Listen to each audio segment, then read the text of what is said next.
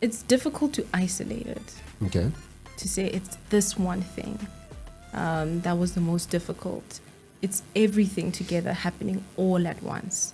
So yes, you're experiencing the financial issues because you're bootstrapping, money is limited, but also you're fixing an internal team conflict or something breaks and you sort of need to figure that out, sleepless nights. So it's all of that happening at the same time.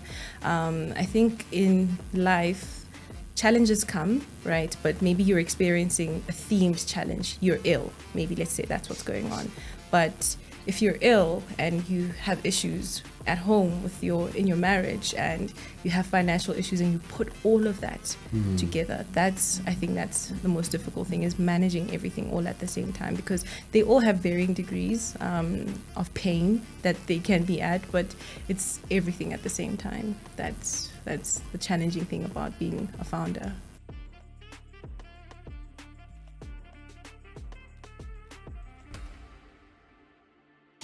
Boitumelo Olerato. Hi.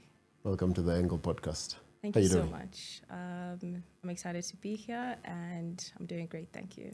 Nice. You are in an industry that fascinates me for many, many, many reasons.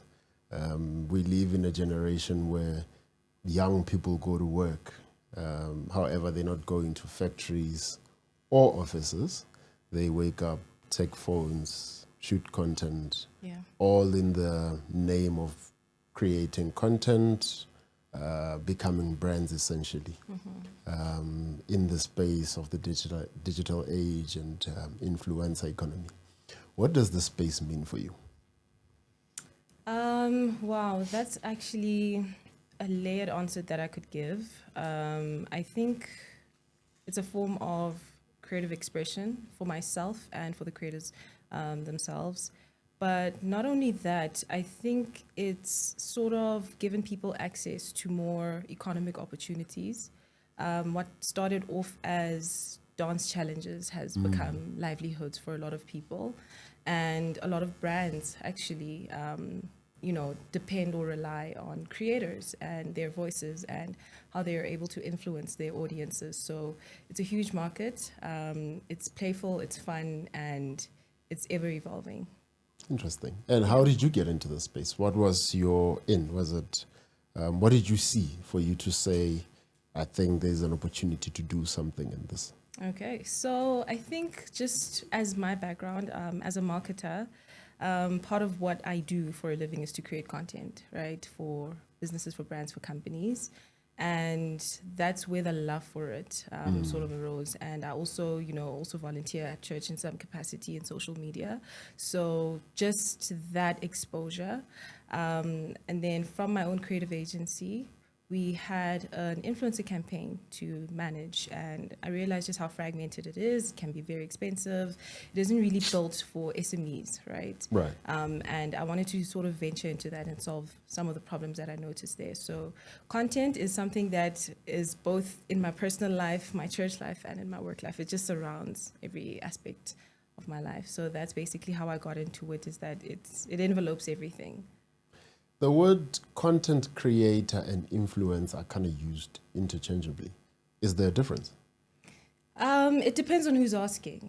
It depends on who's asking. For a brand, an influencer is basically someone who carries the influence, who can influence their audience to make a decision. So a decision to buy is what most brands would be looking for. Okay. But a content creator is basically anyone with a camera, a phone, a device that they can pick up and record content and post online.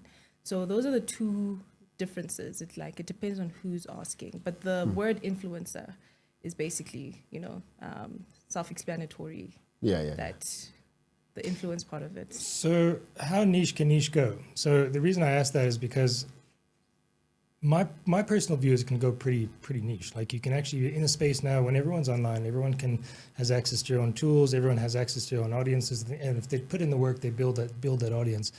And given the amount of interest in the world and the amount of people in the world and all the different areas, geographical interest, whatever, name it, I think the niches can go pretty deep. And I think it's possible that, I could be completely wrong in this viewpoint, but I think it's possible that people can go you can actually build a business for yourself within a niche that majority of the world doesn't even know exists. But because you're within such a tight community, you can actually build something of value there, and that community gives back to you in a space where you can actually build something. Would you agree with that, or are we still in a sort of a broader category of niche? Yeah, I think there are definitely a lot of niches, and a lot of them can go very, very deep. But also it depends on the area, right, that you're in. For instance, in South Africa, where not the entire population has an internet connection and a phone, it does give the broader creator online a more monotonous feel. But then I think for more advanced markets, like, in the States or whatever, there you can find like really niches where you're like, okay, there's an entire market for this. There are people who are interested in this. I could be wrong. Maybe the side of the internet that I'm also limited to, because algorithms also play a part in that. There's a lot of polarization online. So what people do see is what people are interested in and what people sort of, engage with the internet with. But like even in the conversation about algorithms, I think there's a point to be made that a lot of social media platforms are a business, and their prerogative is to basically keep people on the platform. So even the niche of controversy, I don't know if you've heard of looks maxing and that sort of thing. Looks what? Looks maxing. What does that mean? It's like a community of, I would say, young men online who looks max. So Looks that's max. very niche, right? You know that. I don't. So like how you can peak It's quite rare, everything actually. about your life, like peak your appearance, peak your career, peak all of this. And there's a lot of controversy associated with that, because there's a very specific reason why they look smacks. But yeah, we're not really going to get into that. Sure. But just to answer the question about niches, and even how me mentioning this isn't necessarily something that's widespread, but it has its own huge community online. Part of the reason I'm asking, because I'm quite interested in content creation. My particular other business, there's quite a lot we're doing in terms of, I want to say content creation. It's more about problem solving, in which I'm documenting. So I'm not like actually going out and creating content per se. I'm more documenting what's actually going on, which in its way is very much own section of a content creation, like the Gary V's or the Alex Hormozis of the world. They do that kind of. They're in that sort of space, right? Yeah. And then I read about guys. You always come across videos where guys want to go. We can make loads of money on YouTube still. And they do the niches like health, wealth, wellness. Those kind of spaces, and for me those are really saturated spaces, but yet for some reason you can still actually make an impact on the huge spaces. So I mean, do you think about that at all, in terms of even in a saturated space where there's loads of faceless and nameless sort of channels, whereby there's not an individual behind it, most of it's almost 100% AI generated, there still seems to be opportunity there. From a content creation perspective, not so much influencer, but content creation perspective. Do you think about that in your work at all, and how you approach things? Not very much, I will say, especially with the faceless content. So my dealings are mostly around, influencers and like people with online personas, people that other people can know and trust. But I think the kind of content you're mentioning really capitalizes on the vulnerabilities of human psychology. You just see a video online and you believe what it says. And you believe the claims that the videos make, and it doesn't necessarily need to have a human behind it. But, you could just pump it with a lot of information on there. And if people aren't necessarily going to do due diligence in like verifying or checking if what's being said is true, then, that's where. No, I get you. I was thinking a little more in terms of business building as in making revenue, as opposed to, no, I understand there's dark corners to it. I'm just psychologically, I'm just mean in sense of opportunities for revenue still seem to be there, which I'm Absolutely. almost surprised by. Absolutely. So what do you mean by faceless content? Okay, so this would be content that now it can be faceless with AI, but basically you create content without a human persona attached to it. Or like a face, let me say a face, not a human persona, just a face attached to it. So there are a lot of creators, for instance, online who deliberately hide their faces.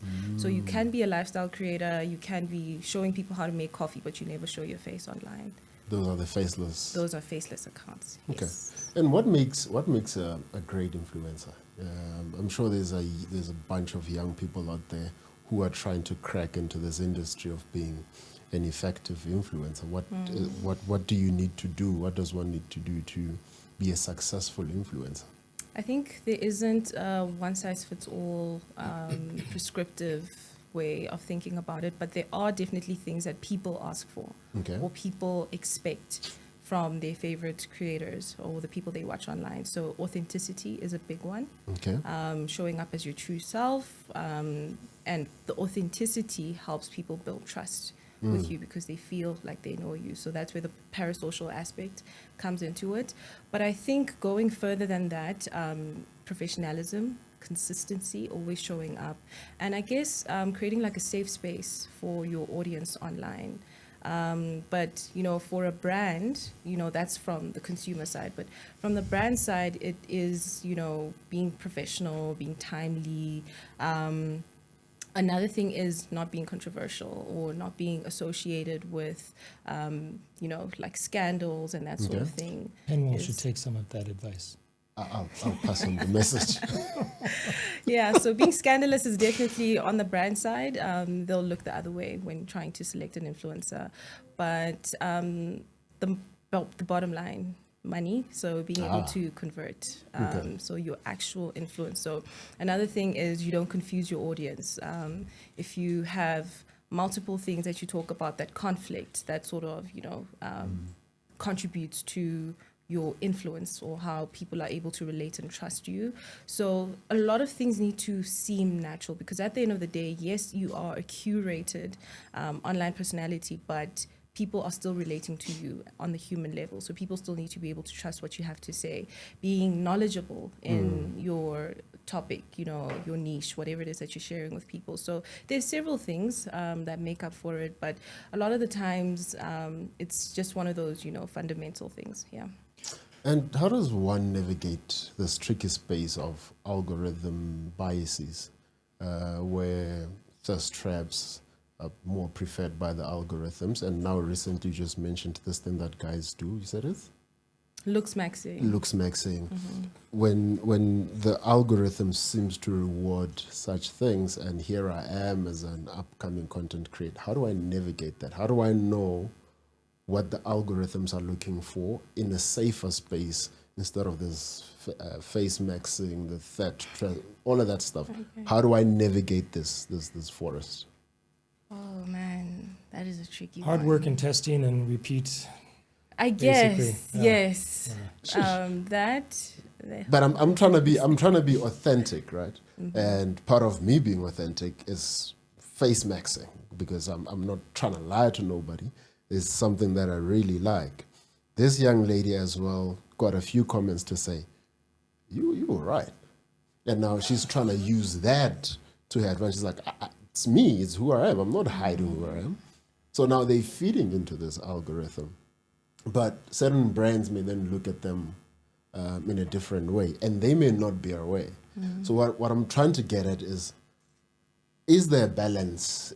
Are there things that they can learn that will help them avoid being part of this weird algorithm just that churns out nonsense? Nonsense. Oh, sorry. Okay. So it's an interesting conversation, right? Yeah. Because not every content creator desires to be an influencer. Maybe you want to be a socialite at the end of the day. Like you are doing it for popularity, having your own little community online. And people who are approaching it from a more professional sense will be conscious of the kind of content that they post and who it is that they're targeting. For instance, if you just mentioned thirst traps, if your intention is to be a beauty influencer as a female, for instance, and your audience is majority male, then, that's where the disconnect comes. And that's where realigning your strategy to the people who your buyers basically would come in. So honestly, it's up to personal choice in how people build their online brands, what matters to them. And I think the algorithm isn't necessarily out to fight against anyone. There are biases that you just mentioned now that can become also deeply political, but like he said, there are ways to test, refine, and then yeah. Should we get into your platform a little bit? Absolutely. Was this the same? Maybe tell us a little more about it, and I'll ask you some questions from there. Yeah. Okay. So I'm building COVO, an AI-powered influencer campaign management platform designed to connect African content creators with global brand partnerships. But at its core, it's a business intelligence platform that allows brands to basically use their own financial data about like their drops and all of that to basically guide their decisions with like influencer campaigns and how to maximize their ROI and like get the highest return possible. Is this what you won with? I see you won last year the Irish Tech Challenge, and you got on your way to Dublin. Haven't been there yet. You're still going. Have. Oh, you have already. It was this past December. It was an incredible experience. It was an immersion week. So it was with the Irish Embassy, the South African TIA, and Simulukong as well. She pointed me for Simulukong. Yes, because that's where we met. And yeah, so what they basically had us do there is a lot of training and like coaching in, being able to like build our startups. But what was most important there was that they connected us with the networks that we need to sort of expand to Europe and not necessarily relocate or build from there. Yeah. Okay. Can we get into the nitty-gritties of the tech of what you built? Like, connect the dots for me. Like, how does what are your inputs and outputs? Like, how does that connect? You're saying businesses use their own data, so how do you onboard that, and how do you then give them some sort of output that's useful to them? What's in between there? Okay, their own data. So how it basically works is that for our MVP, so that's like our North Star that I just mentioned now, but for our MVP, what we basically have is a database of influencers. So our system basically vets the influencers through what matters most to brands. And basically a creator creates an account and logs in with their social media account. So we get data directly from their socials, right? And then, and then a brand builds a campaign. So say, for instance, you want to run, you're sure and you want to run a campaign. So you build a campaign to say, these are your requirements, these are the influencers that you'd like to match with and all of that. So once the campaign is built, then you get matched with the closest creators to what you're looking for. And then you're able to like make a selection, and then you're able to like interact with them and like speak about the campaign. So that's at its simplest form. So more like a marketplace between brands and influencers. Yes. So brands can come shop for influencers on the platform. I mean, I'm simplifying it very loosely. Yes. And then the brand, for example, if they wanted to move forward with an influencer or creator, what does that execution look like? As in, are they just looking to say, are they saying to the influencer, we want you to publish our stuff on your platforms, or is it collaboration? I suppose it depends. Maybe if you've got an example or two for us to just maybe describe how that works, that execution might work. Okay. So once a campaign is built, it depends on the actual campaign that the brand is building itself. So if it is a paid partnership, normally maybe it would be a video collaboration. So then you start talking to the influencer. It's like an inbox opens. And then you have a brief. Once the influencer agrees to the brief and your rates, then the campaign starts. They send their content, you approve it. If there are any revisions that need to be made, then that's the process that would follow. And then the content goes live on the creator's socials, and then that's basically it. Sorry. Is it ringing? I put it on silence. Right. And do not disturb, so I think it's someone who's really looking for me. Okay. I suppose, do you build out the creator's profile? I mean, the question I'm really asking is one of metrics. Like, are they graded in some way? So if, for example, if a particular business has 10 sort of areas of interest to them, and the influencer fits like 7 of them, how do you determine that? Do you build that out, or does influencer pitch for the work, or how does this? Okay, so during the registration process for the creator, they basically fill out like a full form that basically has information that the brand would be looking for. So what's your niche? What's your sub-niche? How do you normally collaborate with brands? What's your speciality? So that sort of information basically feeds into helping the brand make a decision about which creator to go with. So normally, as a brand, you wouldn't necessarily fall into multiple niches. If you are a camera brand, at the end of the day, you're a tech camera brand, so you would work with creators who fall under that niche. But creators who are completely separate from what you do, maybe like a makeup creator, makeup influencer, you're not going to get recommendations from influencers or creators in that regard. Sorry, I'm coming.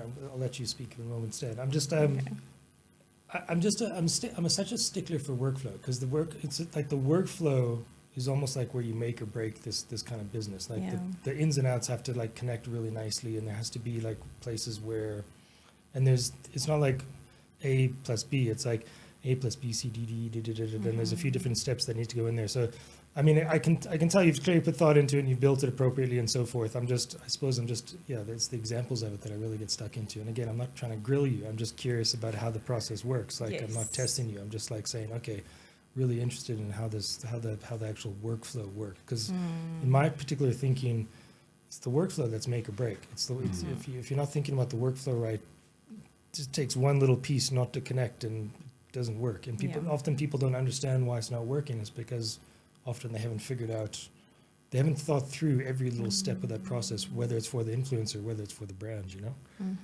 has to be seamless. Anyway, yeah. Absolutely. And I think at the core is that with influencer campaigns, currently they're very manual, and what we're setting up is basically an automation of already existing but manual steps. And I guess, even in future with the business intelligence, that's where the actual product lies. To say we're not just selling like a marketplace, as you mentioned, but we're helping you make better business decisions when it comes to influencer campaigns, because they can be very expensive, and you don't necessarily know what to expect in return because you're just hoping for the best. But with more informed and data-based decisions, I think brands and businesses will be able to find real utility with it. Because though it makes me nervous when people say automate, well, automating this process, and it's like, well, okay, yeah, there is certainly possibility for automation there, but automation, if I come with one sort of side request there, the automation doesn't work anymore for me, and that's kind of where I'm like, okay, this makes me nervous. Automation. Again, to your point about workflows, if you figure that out properly, then it's easier to integrate. Like it should be easy. Yeah, it should be easy to edit the automation. Right. Yes. Yeah. Absolutely correct. Now, where does COVO play? And I ask this in this sense: are there other players in the industry that does similar work? And if so, how does COVO differentiate themselves? What is that unique value proposition that any influencer upcoming says, I have to go with COVO versus whatever is out there? That's a very interesting one. And I won't say there is a lot of competition, but there will be. Yes. Definitely. And I think already, even as it stands already, because the competition isn't just with technology, but with agencies, depending on how willing they are to also adopt this technology themselves, because it can also automate the current systems that they have. So it's the agencies and the other platforms that already exist as competition. But I think for the creator, how we sort of differentiate ourselves is we build with them in mind. So this platform is being built by another content creator. And not only that, but we are building a community around COVO. So we do what's called COVO Club, and these are events where we have creators come through and they'll do like wellness sessions. And the thing that mostly comes out of it is the power of community and networking. So a lot of content creators or influencers might just be the only person that's that in their lives, because it's still like an early career for a lot of South Africans. So by bringing them together, we're able to have someone you can do a content day with, So you're able to meet with someone like-minded, and they're able to help and support each other grow in the journey. And that has proven to be very successful. So that's what we also have within, the model that we're building, to say it's not just a technology, we're not just out for your money and matching you with brands, but we're building something with you along the way, and we get their inputs in that. And, it's very interesting in how it's played out.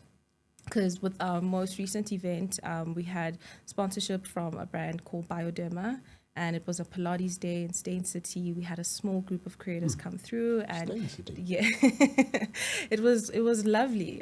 So that for me is, I think, even though it seems like it's not the, like it's the heart of COVO, to say community, we're building with you in mind to hear what you have to say. Because when we are having conversations with them, they'll mention that a lot of competitor brands or even with agencies don't pay enough, or they take a huge cut in what it is that they're making. That's why for us, we are trying to make it as best as possible, the brand be our buyer, our client, and then the influencers benefit from that and like the opportunities that we present with them. But even in these sessions that we host, we have upskilling, even when you go through our social media or our LinkedIn, where you get taught on how to become a professional creator, how to read through contracts, how to negotiate. So that sort of educational aspect of it as well, to empower the creator, is what we offer them. That. So how does it, a little bit closer, like how does your model work? How do you make money from this? Do you take a cut from the brand, or how does this work? Yes, so we're still sort of figuring out the financial model with the brands, but it's basically a subscription model from the brand side. But we are also trying to look at a credit-based system where you just purchase credits as a brand, because like you have a season coming up where you want to be running influencer campaigns, you use up your credits and then you purchase some more. So that's how sense, we're sort of looking at it. Yeah. I guess, subscription, kind of like a subscription model. I mean, I think about it in terms of media and publications, how that might work. But I suppose the onus would be on you to figure out that value exchange. I mean, once, for example, a brand chooses an influencer and they start working together, say, for example, the influencer drops the ball. How are you taking accountability for that? How does that work?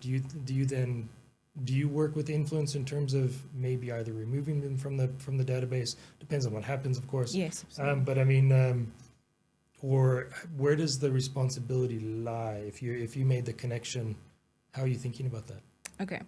So we have a lot of built-in systems to mitigate a few foreseeable challenges. So, for instance, we could do like web scraping to sort of figure out the sentiment of the creator and their audience online to help, better inform the brand. But not only that, we have what's called a COVO score. So a COVO score basically benchmarks all of this data and information to say, okay, we rank this influencer at this level, right? Nice. And should anything happen, I think the part of the brand being able to have control over the campaign, and depending on actually what happens, then they're able to pull the influencer away from the campaign or make a few tweaks regarding the campaign. But yeah, I think with the PR aspect of it, there is a little bit of thinking that we can also do on our side to say, how can we better manage, if something were to happen, just on the PR side of things. It's a difficult problem. It's a difficult problem. Yeah, absolutely. I mean, it's certainly to like, if you're just plugging into almost like an automated workflow, air quote automated, you know what I mean? It's difficult to manage. Now, if I'm COVO, I'm a marketplace. You bought, you'll see to finish outside the platform. I created a platform for you to do business. But the problem with that is like, if too many influencers drop the ball, then your platform becomes useless. People say, we don't get value. We don't get value from working with that platform. Oh, you definitely kick them out. So that's why I'm saying it's like, ultimately, if you want to maintain Yeah. your business, it does come down to you to make sure that the influencer is doing the job properly. Absolutely. And Yeah. it depends on, what the meaning of dropping the ball means. And I think the educational aspect of COVO that I just mentioned now, the sort of upskilling that we have, is to ensure that we have quality influencers on the platform and to also guide them on what to look out for and, just to keep brand safety as much as possible. But yeah, those are things that can happen. I think they've even happened with like sports stars. So this is not even like a new thing within the influencer space that a sports star has, some drops the ball, as you Yeah. mentioned, and like brands can sort of like navigate that. But yeah, it is a tricky one. Okay. And what does the onboarding process look like? Scott is an influencer, an upcoming one. He's trying to crack. For old age homes, hey? I'm telling you, with the gray hairs. Now, what's the process for him to get on to COVO? And how long does it take for one to be matched with a potential campaign? And what does that look like? Is it an automated system where, according to whatever the information that Scott would have put into the system to say, I got gray hair, I'm this guy for old age homes, products that are related to this, I'm that guy. You want an old age home, hit up Scott. Now, when you have companies that are selling maybe home nesses or ancillary nesses that are geared for... The only way you're getting away with that, because I am when you mentioned old age homes. That's the only way you're getting away with that. Hey man, you gave me a leg up. Now, does he get automatically matched with that company that's going to come on COVO and promote ancillariness services? Because clearly he's the old age guy into the platform. Or how does that work? Do you guys go into the system, vet the brand, vet the influencer, and then make the match manually? Okay. So it isn't the quickest process, but that's what helps us have quality creators on the platform. So they do fill out the form, giving us information about them and insights on them. But not only that, they also upload their rate cards and their media kits. Okay. So this is also proof of past work, so like a portfolio of sorts into COVO. And you connect your social media accounts as mentioned, and then that's where we get data directly from your platform. But we also have a questionnaire where we basically ask you about certain things that you maybe need help or guidance with. So can you read contracts by yourself?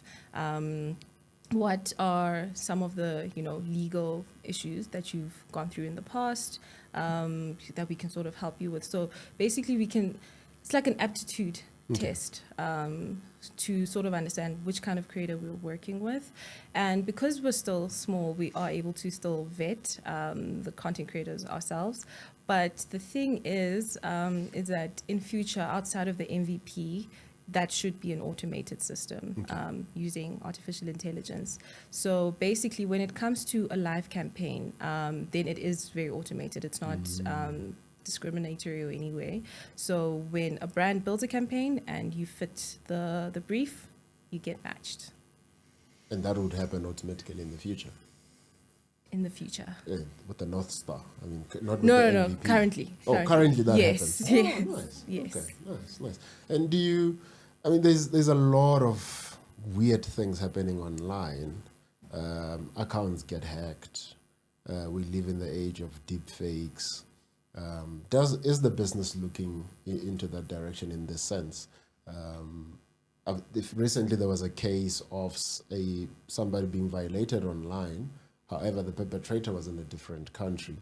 They are in South Africa. The perpetrator is outside of Africa, and the platform is in the US. So it's like a crime that happens in 3 different countries, but all at once.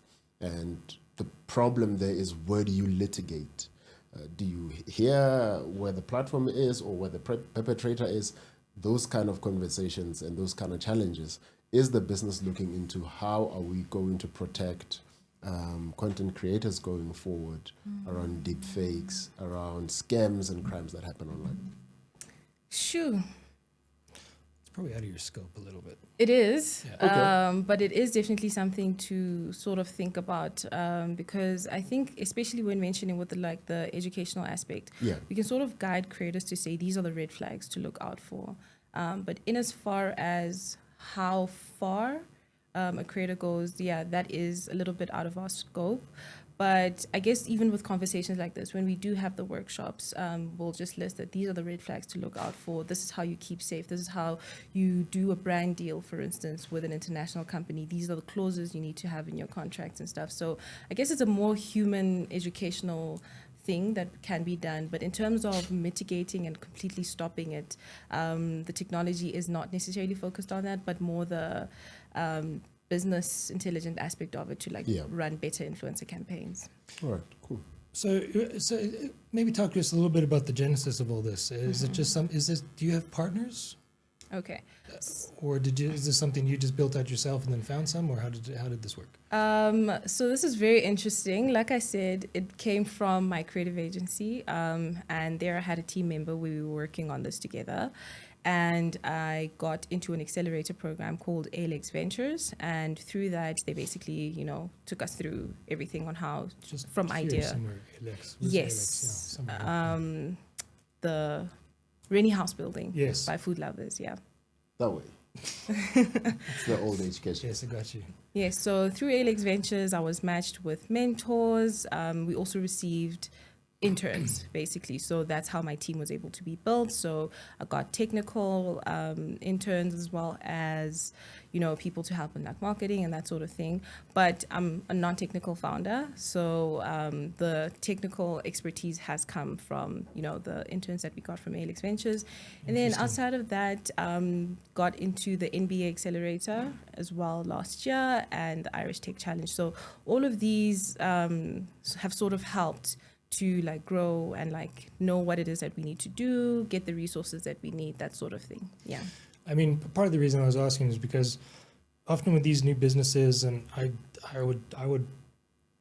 would speak exactly the same way in my regard, and people just mention AI, like it's just this catch term. Oh, AI solves the problem, but it's obviously more complicated than that. So you can't just this particular workflow, for example, you can't just plug it into Gemini or ChatGPT or something like that. So I mean, I'm a little bit curious as to okay, how did you? Again, it comes down to workflow. It's okay, you know what your steps are, then how do you solve the problem with some sort of automated process, which does include AI? And how do you build that out? I suppose I'm going to quite a deeper level in terms of, okay, what tools did you use and how did you build that out? Okay. As a non-technical founder, I will say it has changed over time because the AI has also been advancing so much. But we started off with a rule-based system, so where we had our own machine learning algorithm that we built. But obviously, it was very... When you say rule-based, you mean if this, then that kind of thing? Yes. Yeah, okay. Yeah. So not at its core really, really artificial intelligence, but that was the initial phase of it. And then as we continued to grow and the team grew, the technical members of the team were able to build something a bit more sophisticated for us. But I think now we've also integrated some vibe coding. So that's where also the technology is coming from as well. Yeah, yeah. It's I can't remember who it was. Listening to something on the weekend. Normally these days, a lot of guys are thinking about how to best speak to AI, how to adapt to a tool.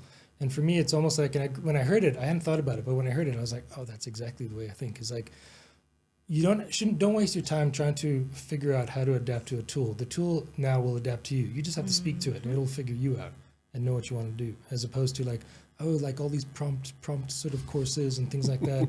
How to best to speak to this particular platform. It's ultimately useless. It's useful, and it's very very much a sidebar. But it just made me think of it in terms of in terms of vibe coding, in terms of thinking about how do we actually get building these applications that don't exist, but it's actually much easier to get them exist, at least to a point whereby you do kind of need a technical person with you just to fine tune it and tweak it. But generally, you can kind of create the bucket, and then Absolutely. there it works, you know? Absolutely. And a lot of these vibe coding tools are very intuitive. I know a lot of people as well who have built out their entire platforms just using vibe coding, and they're live and they're working and all of that. So yeah, there is a case to be made for that as well, because I come from, I guess, the era where you needed a software engineer. And it was very difficult for me to make the switch ultimately, because I was like, I had, That era from a few years ago. Yes, from a few months ago, which is true. That's how fast AI advances. I think it's called cost something fallacy, sunken cost fallacy, or where you've invested money, you've invested time in building something out, and then you're just holding on to that because you want that specific particular aspect of it to work. But then the AI vibe coding platforms are doing way better, turnaround time, all of that. So yeah, that was a tough decision to make, but it needed to be made. Yeah. And what was the journey like for you in building this business? Were you bootstrapping? Were you lucky to get some funding? As a young person, relatively, in this industry, how hard was it?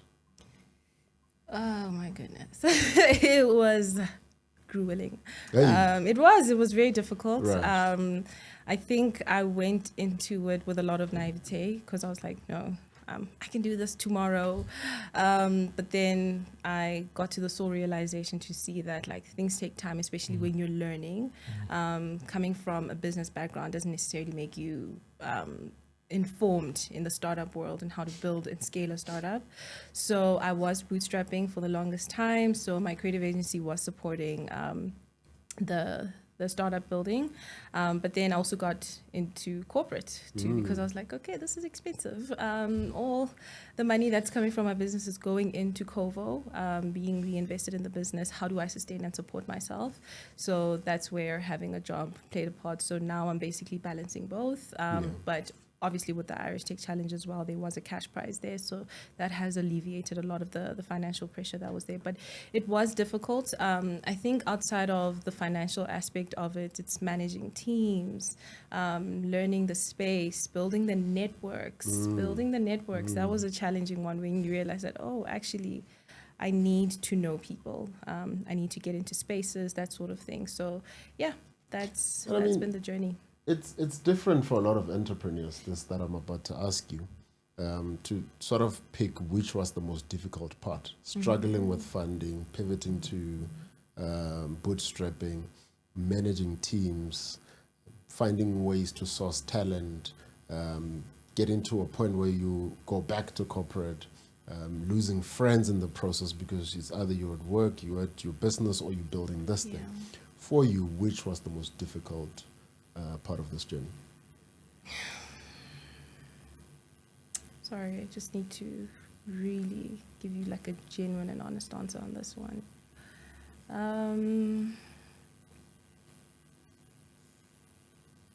It's difficult to isolate it. Okay. To say it's this one thing that was the most difficult. It's everything together happening all at once.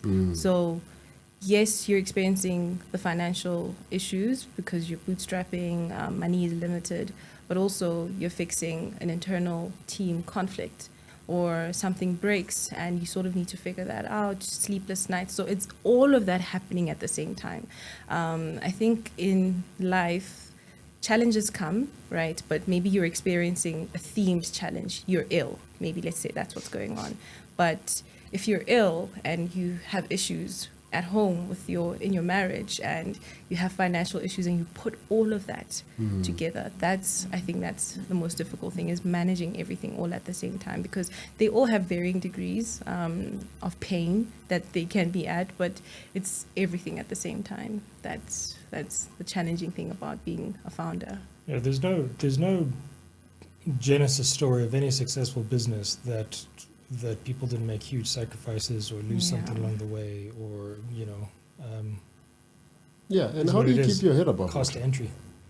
Oh, how do I keep my head above the water? I am a religious person. I am a Christian. Prayer has been, a very great source of strength, depending on God. But not only that, my community, my friends and my family during those times of, how am I going to make rent this month, there were people surrounding me and speaking life into my life to say, no, we believe in you, we'll help you with rent, don't worry. And so it's having a very good support structure around me that really, really helps. So this is where I would even speak to someone who wants to build, that try not to do it in isolation. Okay. Even if you aren't able to build like an internal team within the business, but don't, what you were saying about the sacrifices, keep your relationships thriving or alive, not even thriving, but keep your network popping as best as you can, because those are the people to sort of like hold you up. So, and I guess the passion for what I'm building, wanting to see it succeed, the people that I'm building with and around were my why I wake up every single day. But I also believe, like, I don't know if people call it being delusional. Delulu is the Salulu. It's not. I believe that it will work out, that I am capable, that I will be able to, make it and like go through everything that comes my way along the journey. I have what's called a growth mentality, a growth mindset. I don't necessarily see challenges as like a blocker to say, oh no, I can't. Yes, I can. I'll figure it out. I might not know now, but at some point I'll be able to sort of figure out a way just to get to a point where, so that's what keeps me going. It's just having all of those things mashed up into one. Yeah. My prayer would be every morning I'm in the early morning, I'm at the park going for a cycle or a jog or something. I've started speaking to trees even. It's like beautiful trees though. Grounded. But I mean, it's that kind of vibe. You've got to be no, I don't, but I touch them sometimes. But but it's that sort of like, you've got to have some sort of what's the word I'm looking for? A ritual, routine, something like that just kind of like keeps you on point. Yeah. That gets you out of the house a little bit sometimes and just kind of like keeps you going. Otherwise, you'll go into a dark hole essentially. Yeah. What would you say to your younger self starting out? Now that you're here in retrospect, what advice would you give her? Keep going. Honestly, keep going. This is something that I love telling people, to say my skill set surprises me every time, because several years ago it was just an interest, a curiosity, but along the line it became my livelihood, how I make money. So just those, like, exploring what it is I can do, challenging myself to do more. So just keep going, keep learning. I won't say don't give up, because I haven't given up. So just keep going.